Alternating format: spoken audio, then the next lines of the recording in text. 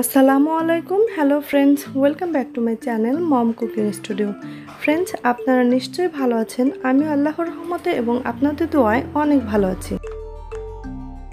আজকে আমি আরও একটি রেসিপি নিয়ে চলে আসলাম আপনাদের কাছে। আজকে নিয়ে এসেছি আপনাদের জন্য ইলিশের পোলাও।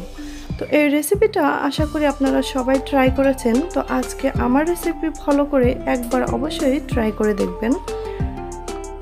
আশা করছি আপনাদের এই রেসিপিটা অনেক ভালো লাগবে। আর আজকের রেসিপিটা যদি ভালো লেগে থাকে তাহলে আমার চ্যানেলটাকে অবশ্যই সাবস্ক্রাইব করবেন আর ভিডিওটাকে কিন্তু লাইক, কমেন্ট এবং শেয়ার করবেন। তো আমি এখানে 1 কেজি পরিমাণ একটি মাছ নিয়েছি। এই মাছটাকে আমি কেটে ধুয়ে টুকরো করে নেব।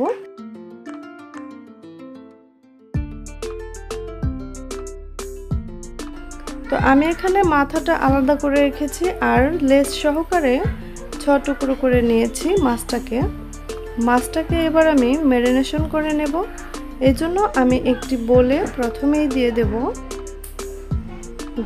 দই। আমি এখানে টক দই ব্যবহার করছি, আপনারা চাইলে মিষ্টি দই ব্যবহার করতে পারেন। 1 কাপ পরিমাণ টক দই ব্যবহার করছি।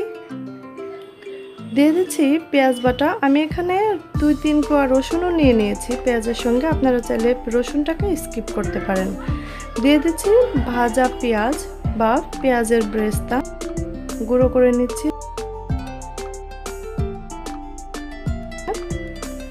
তো দিয়ে দিচ্ছি লবণ স্বাদ মতো। দিয়ে দিচ্ছি 1 চামচ পরিমাণ জিরা গুঁড়া, 1 চামচ পরিমাণ ধনে গুঁড়া, দিয়ে দিচ্ছি কিছু মরিচ কুচি। এবার আমি কিছুক্ষণ মেখে নেব। দিয়ে দিচ্ছি আদা রসুন বাটা 2 চামচ পরিমাণ। তো আরও কিছুক্ষণ মেখে নিচ্ছি। এবার আমি এখানে মাছের টুকরোগুলো দিয়ে দিচ্ছি আর যতটা সম্ভব ভালো করে ম্যারিনেশন করার চেষ্টা করতে হবে। মাছটা যাতে ভেঙে না যায় সেদিকে লক্ষ্য রাখতে হবে। তো আমি কিছুক্ষণ উল্টে পাল্টে ম্যারিনেশন করে নিয়েছি। এবার আমি একটি ঢাকনা দিয়ে ঢেকে রেখে দিয়েছি 5 মিনিটের জন্য। তো 5 মিনিট হয়ে গেছে, ম্যারিনেশনটা কমপ্লিট। এবার আমি চলে যাব রান্নার প্রসেসে।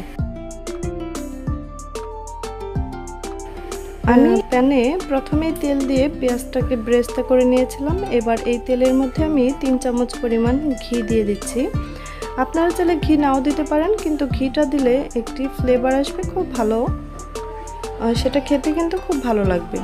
আর দিয়ে দিচ্ছি এখানে তেজপাতা, কিছু এলাচ এবং দারচিনি।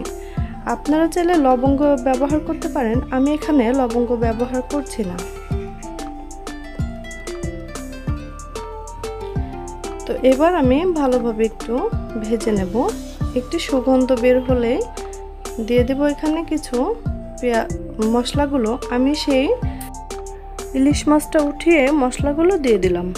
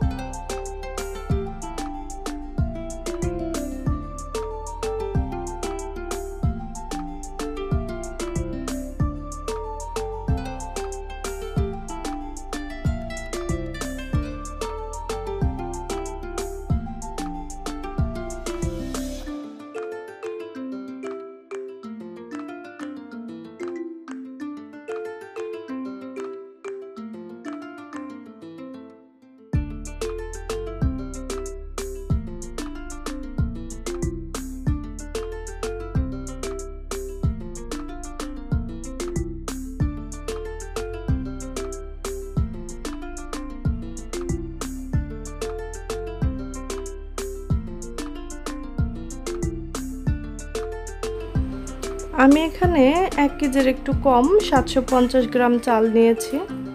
এবার চালটাকে আমি খুব ভালোভাবে ধুয়ে পরিষ্কার করে নেব। যতক্ষণ না এর মধ্যে পরিষ্কার পানি বের হচ্ছে ততক্ষণ আমি চালটাকে খুব ভালোভাবে ধুয়ে নেব। তো দেখতে পাচ্ছেন চালটা কিন্তু ধোয়া হয়ে গেছে। চালটাকে এবার আমি একটু ঝরিয়ে নেব, নিচে যে পানিগুলো আছে সেগুলো যেন ঝরে যায়। এবার একটি ফ্রাই প্যানে দিয়ে দিচ্ছি পর্যাপ্ত পরিমাণ তেল,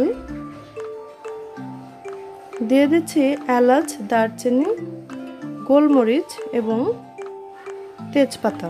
তো এগুলোকে কিছুক্ষণ ভেজে নেব। আর দিয়ে দিলাম, আমি এখানে 2টা পেঁয়াজ কেটে দিয়েছি, আপনারা আপনাদের পছন্দ মতো দিয়ে নেবেন। এবার আমার পেঁয়াজটা কিন্তু খুব বেশি আমি ভাজবো না, ভেজে পোড়া পোড়া করবো না এবং ব্রাউন কালারও করব না। তো এবার এখানে দিয়ে দিলাম 2 চামচ পরিমাণ আদা রসুন বাটা। কিছুক্ষণ ভেজে নেব।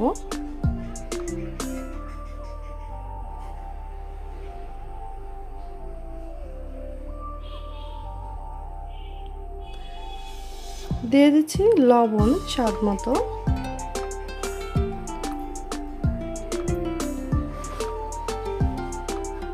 এবার আমি এখানে চালটা অ্যাড করছি।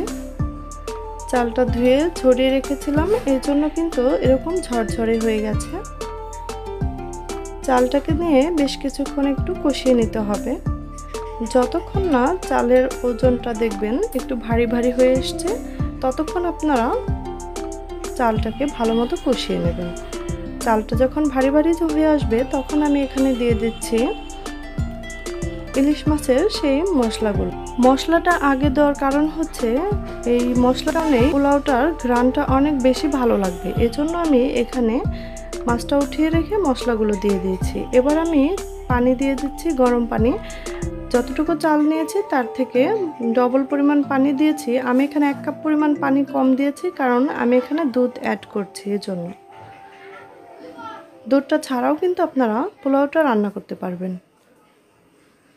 তো দিয়ে দিচ্ছি কিছু গোটা মরিচ।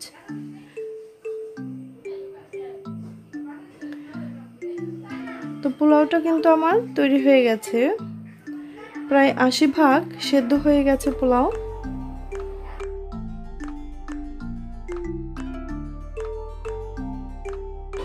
তো আমি এখানে একটি ছোট বাটির ভেতরে কিছুটা পোলাও উঠিয়ে নিয়েছি। এবার এখানে একে একে সেই কষানো মাছগুলো দিয়ে দিচ্ছি, আর মাছটা দিয়ে একটু ভেতর দিকে ঢুকিয়ে দিতে হবে এভাবে।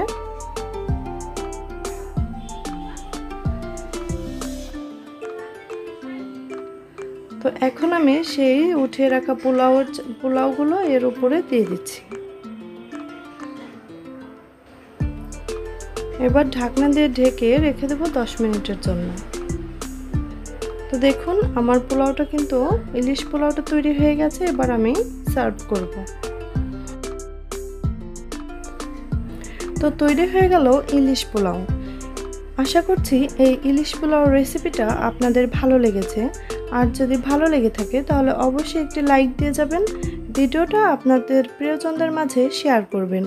যারা এখন আমার চ্যানেলটি সাবস্ক্রাইব করেননি তারা অবশ্যই আমার চ্যানেলটিকে সাবস্ক্রাইব করে নেবেন। আজকের মতো এখানেই বিদায় নিচ্ছি। অন্য কোনো রেসিপি নিয়ে আবার আমি চলে আসবো আপনাদের সামনে। সেই পর্যন্ত আপনারা খুব ভালো থাকবেন, আর আমার জন্য এবং আমার পরিবারের জন্য কিন্তু অবশ্যই দোয়া করবেন। আজকে আমার সঙ্গে এই রেসিপিটা ধৈর্য সহকারে দেখার জন্য আপনাদের অসংখ্য ধন্যবাদ। আল্লাহ হাফেজ।